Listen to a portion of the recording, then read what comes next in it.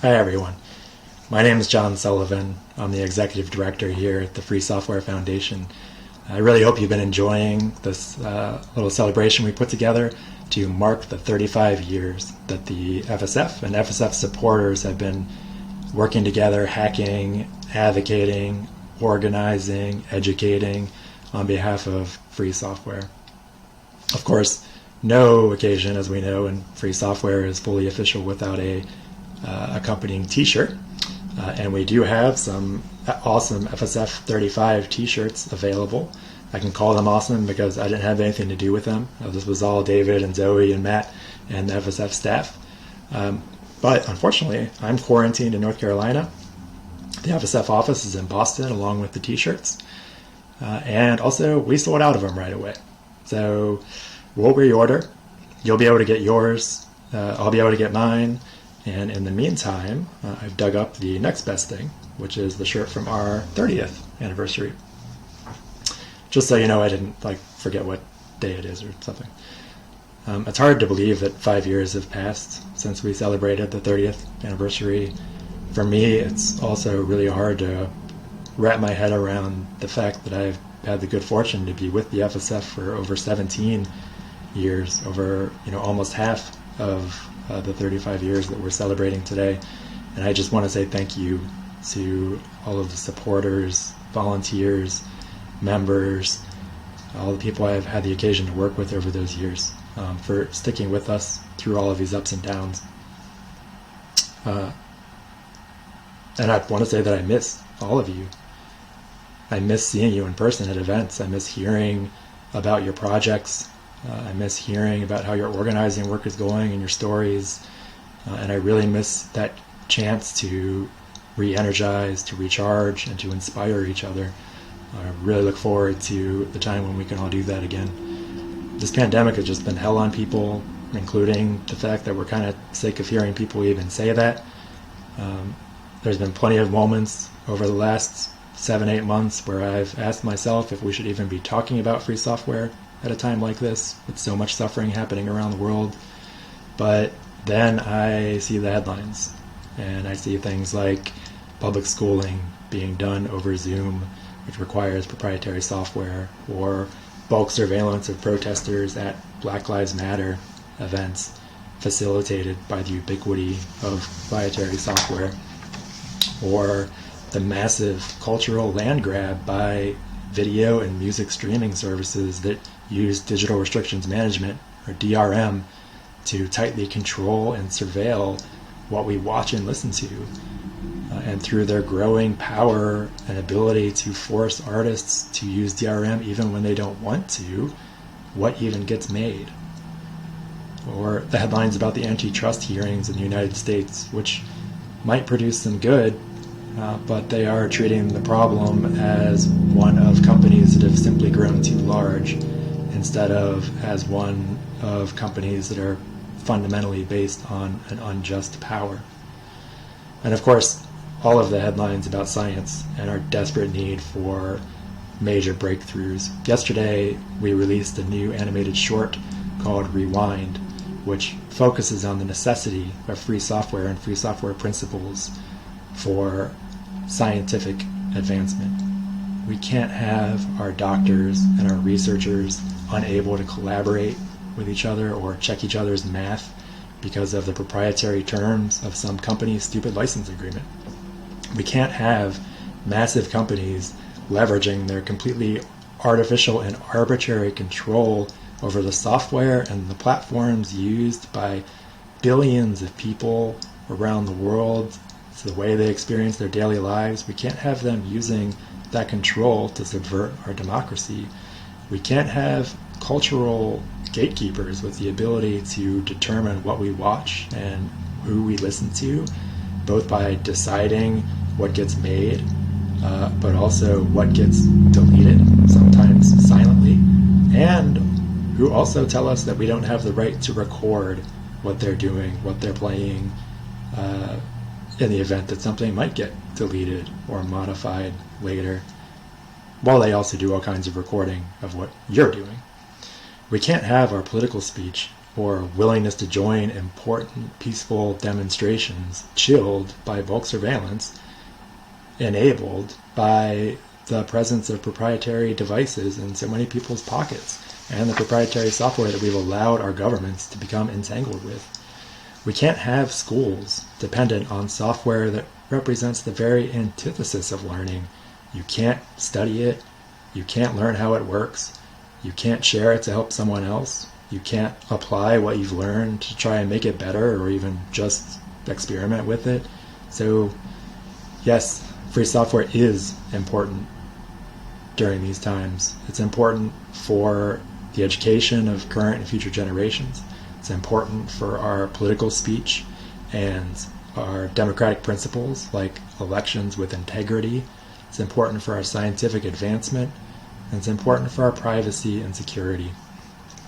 Free software isn't a magic wand. It's not a, by itself, solution to all of these issues, but it is a precondition, a necessary foundation on which to build the solutions that we need. And likewise, the FSF is a foundation on which the free software movement has been built and on which it can continue to grow. We at the FSF are not developing all of the free software ourselves. We are fighting for the ideals and the awareness and the mind share. We are providing the legal and technical infrastructure which together create and hold the space for other people to do amazing, creative, necessary things with free software. So when you support the FSF, that's what you're supporting, not just the development of particular programs, although there is some of that, and not just the propagation and defense of the GNU General Public License and copyleft, although there is a lot of that. You are supporting the idea that all software must be free, as in freedom, that without free software we cannot and will not have free societies. With your support, I think we can win. Big tech is a total misnomer. There is no bigger tech than free software.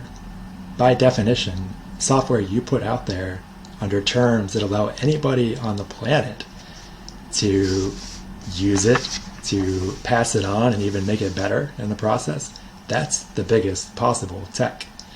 Let's make that a reality. Let's embrace and expand the growing diversity of this movement so we can effectively push these companies, all of whom are already using and benefiting from our software, the rest of the way toward actually supporting it instead of exploiting it or trying to find ways to exploit it. If all around the world we join together, learning from each other, listening to each other, others, like these companies, will have to listen. They'll have to change the way that they do business. For our part, the FSF will not just continue to do what we've been doing to help propel this movement toward its goals. We can't just tread water right now. We need to be expanding in all of these areas of our work, the advocacy, the legal, the technical, to show that software can be used to make us safer and to keep us connected without sacrificing our freedoms. With your support so far, we've already demonstrated how free software can have an impact at times like this. We showed the world back in March that you can quickly pivot, and quickly as in a matter of days, pivot and make an in-person gathering like LibrePlanet 2020, a conference with over 30 talks, into a fully free software event using only a fully free online event using only free software, all the way down through the boot firmware and the streaming servers. We're doing it again today. Of course there's difficulties, but we all know from reading about the issues that people have had with Zoom, this is not just a free software problem, it's just a video conferencing problem. We're finding ways to make things better, having more success, and sharing our lessons with as many people as we possibly can. We also launched a video conferencing service for FSF members and their contacts, powered by free software all the way from the JavaScript to the Metal, which we own ourselves, backed by the FSF's commitment to your privacy. And we know from the feedback that we've gotten from many of you that you are using it successfully, convincing other people, your people in your network and your communities, to to join you there instead of relying on platforms like Zoom. We worked with MIT professor and FSF board member Gerald Sussman to prove that top-notch classes for over 20 students at a time can be taught remotely with free software using Big Blue Button.